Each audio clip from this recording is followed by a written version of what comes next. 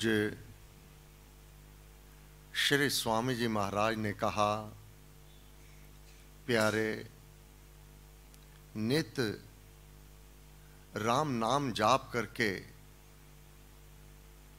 उस देव आदिदेव परम पिता परमात्मा की चरण शरण में अपना किया हुआ जाप अर्पण कर देना,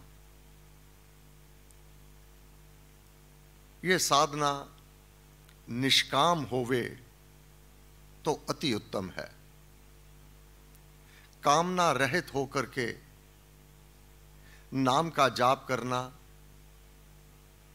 और अपना जाप, अपना तप, अपना दान पुण्य सेवा परहित परोपकार सब परमेश्वर को अर्पण कर देना, बदले में उसके फल की आकांक्षा इच्छा नहीं करना।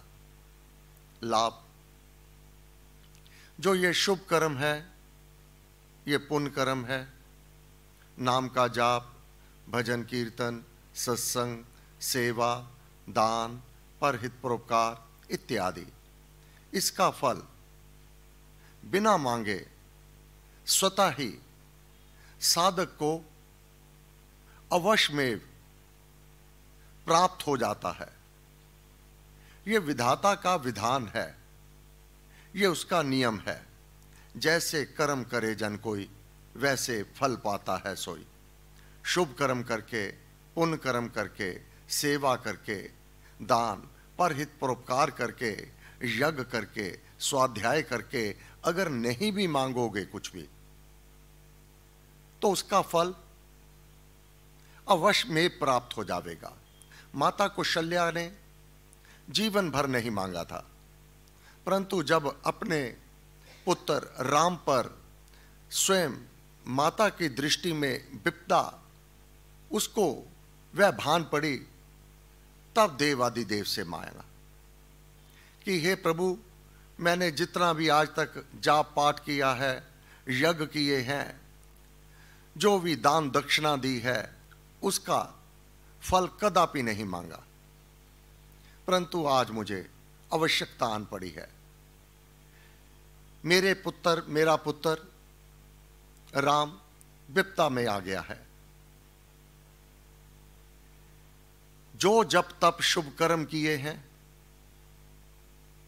दक्षिणा दान जो मैंने दिए हैं, यज्ञ होम जो बहुत रचाए, उनके फल जो वेद बताए, ये वेदों ने बताया है कि उसका फल मिलेगा। मैं आज अपने समस्त उन शुभ कर्मों को अर्पण करती हूं कि उसका जितना भी पुण्य फल है, मेरे पुत्र राम को प्राप्त हो जावे। ये प्रार्थना कर दी, ये मंगल कामना कर दी। और गुरु महाराज ने वर्णन किया है, ये माता का, जननी का, माता कौशल्या का ये कवच ही तो था। उसके शुभ कर्म, पुण्य कर्म, उसके यज्ञ तप, ध्यान जाप,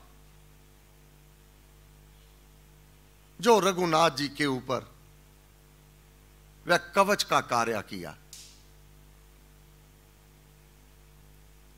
एक नहीं, अनेक प्रकार से बाधा आए, विघ्न आए, कष्ट आए, दुख आए, मन के विपरीत समय आया, परंतु सबके सबको मेरे राम ने उसका निवारण करता चला गया।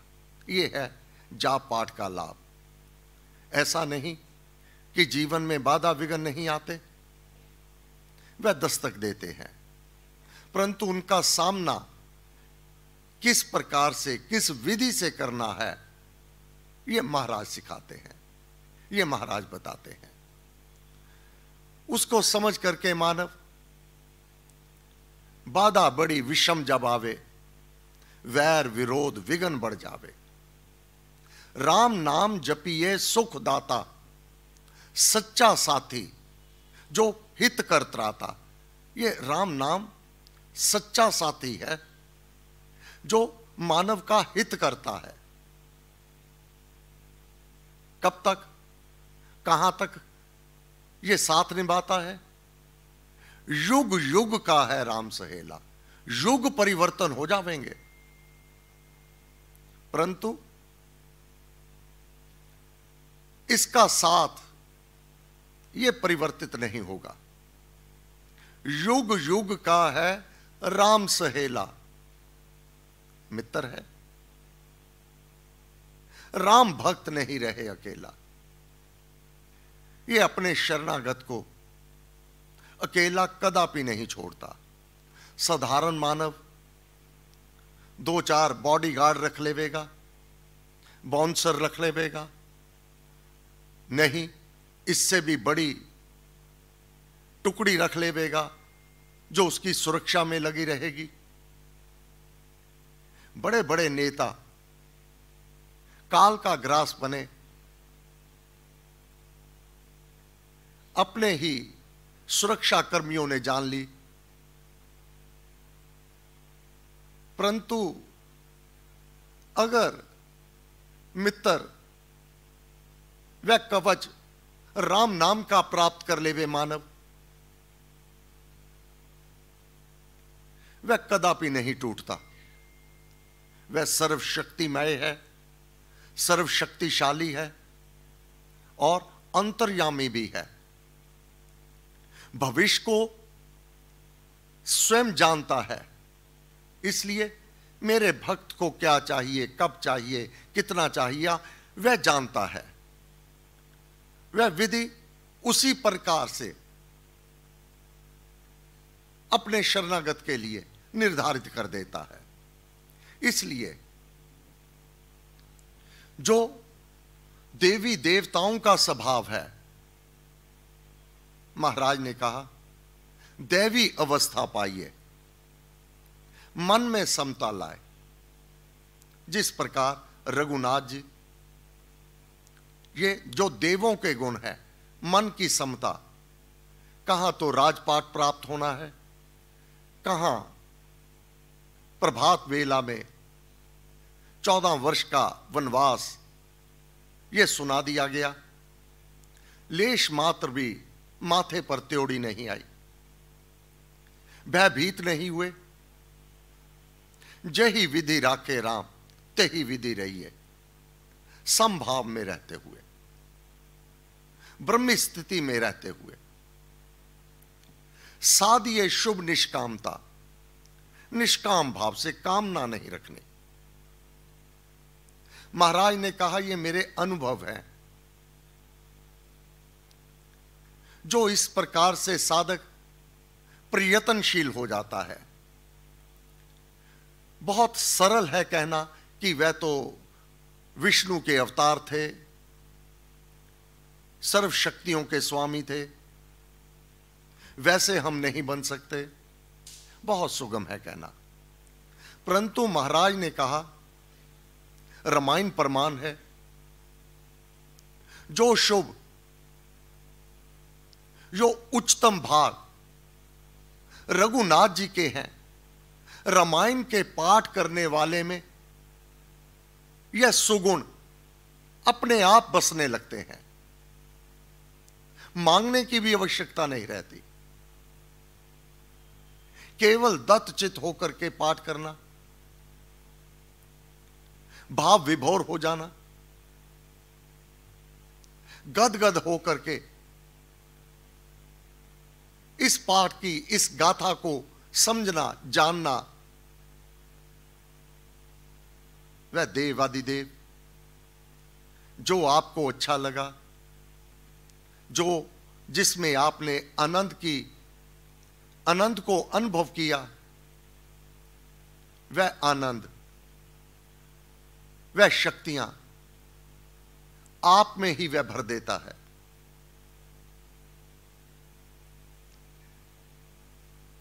उसकी संगति में वैसा ही रंग चढ़ने लगता है। महाराज ने तो कहा है वह धैर्यवान बन जाता है, वह क्षमाशील हो जाता है, भावुकता उसके अंदर बहुत उत्पन्न हो आती है, जो भी मन से पाठ करता है। इसलिए दैवी अवस्था पाइए, जो ये देवी देवताओं की अवस्था है, मन में समता लाए।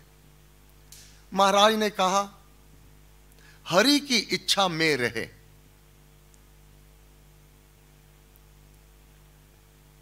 जो देव आदिदेव हमारे लिए विधान किया हुआ है, ये उसकी इच्छा, उसमें नतमस्तक हो जाना, परंतु अपने कर्तव्य कर्म को कदापि नहीं छोड़ना और अपने कर्म को नहीं बिगाड़ना। ऐसा नहीं, अभाव हो गया, अब चोरी कर ली जावे, धन की कमी आ गई, किसी के साथ बेईमानी कर ली जावे। ऐसा नहीं, नाम जाप करते हुए दैवी अवस्था, जही विधि राखे राम तेही विधि रहिए। हरि की इच्छा में रहे, करे कर्म हितकार। अपनी आत्मा के लिए जो हित है कर्म वही करे, दूर की सोच करके कर्म करे। वर्तमान का थोड़ा सा अभाव अपने कर्म को ना बिगाड़ लेवे। क्यों? अंततः यह बहुत कष्टकारी हो जाता है, बहुत दुखदाई हो जाता है। दान, दया, शुभ कर्म ही जीवन सफल कैसे होता है? दूसरों पर दया, नाम का जाप, शुभ कर्म, सेवा, परहित परोपकार, सेवा हित उपकार, ये सब साधन है उसकी इच्छा के अंतर्गत रहना। दान, दया, शुभ कर्म ही सेवा हित उपकार, ये तेरे हित के लिए है, तेरी आत्मा के कल्याण के लिए है। इसी लगन परम में तू नित नियम से अपना विचरण कर, नियम से, ये नियम को भंग नहीं करना। महाराज ने कहा, फिर जिस वंश में, जिस जाति में तेरा जन्म है, जो तेरा वर्ण है, ब्राह्मण, क्षत्रिय, वैश्य और शूद्र, यही 4 वर्ण हैं सारे संसार में। कोई ना कोई तो वर्ण जिसमें मानव जन्म लेता है। कर्म कहे जो वर्ण के, जन हित कर सुख राम। ये परमात्मा ने अपनी सृष्टि को चलाने के लिए 4 वर्ण और उसी प्रकार के गुण, जातीय गुण, देव आदि देव ने विरासत में दिए हैं। ये तेरे ऊपर कृपा की है। जिस जाति में, जिस वर्ण में तेरा जन्म है, उसके अनुसार अपने कर्म करना, उसमें पाप अधर्म का लेश मात्र भी ऐसा अज्ञान ना होवे। उनको करिए ध्यान से, जो जो नियत कर्म आपके लिए वर्णन किए हैं, जो हमारे वेद बताते हैं, 4 वर्णों के कर्म, उन सभी को, उनको करिए ध्यान से। गिनिए शीत ना धूप, अपने कर्तव्य कर्म का, अपने वर्ण, अपने जातीय गुण के अनुसार शीत एवं धूप, सर्दी गर्मी, उसका विचार ना करे, फिर अज्ञान में ना रहे। अर्जुन मोहवश पथ भ्रष्ट होने लगा है, मैं युद्ध नहीं करूंगा, थर थर कांप रहा है। भगवान, हे अर्जुन, यह शूरवीरता का भाव तेरा जातीय गुण है, इसको तू ना चाह करके भी करेगा, तू स्वतः हथियार उठाएगा। भीरू ना बन। ये तेरे मन में जो कुभाव है इसका त्याग कर।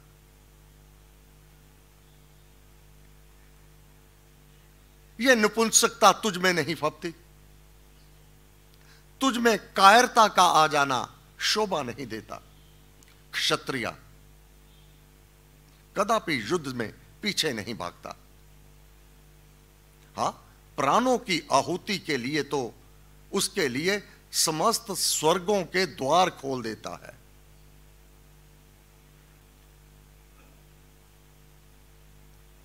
इसलिए अपने कर्तव्य कर्म के काल में